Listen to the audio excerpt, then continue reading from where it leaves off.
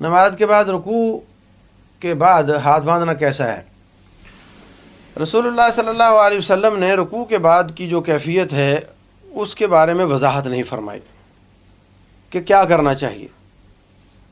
مختلف لوگ مختلف حدیث سے کچھ نہ کچھ کشید کر کے لانے کی کوشش کرتے ہیں، اور اس پر بدی الدین راشدی رحمہ اللہ نے 3 رسالے لکھے، ان کے بڑے بھائی محب اللہ نے اس کے مخالفت میں 3 رسالے لکھے، ابن باز رحمہ اللہ نے اس کو ہاتھ باندھنے پر رسالہ لکھا، البانی صاحب نے اس کو غلط کہنے پر رسالہ لکھا، حافظ عبداللہ صاحب نے اس کو غلط کہنے پر۔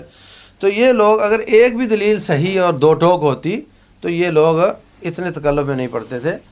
تو اس میں چونکہ اللہ تعالیٰ کی شریعت خاموش ہے، اس لیے جہاں وہ خاموش ہو وہاں ہمیں لوگوں کو پابند نہیں کرنا چاہیے، جو چاہے ہاتھ باندھ لے اور جو چاہے ہاتھ چھوڑ دے۔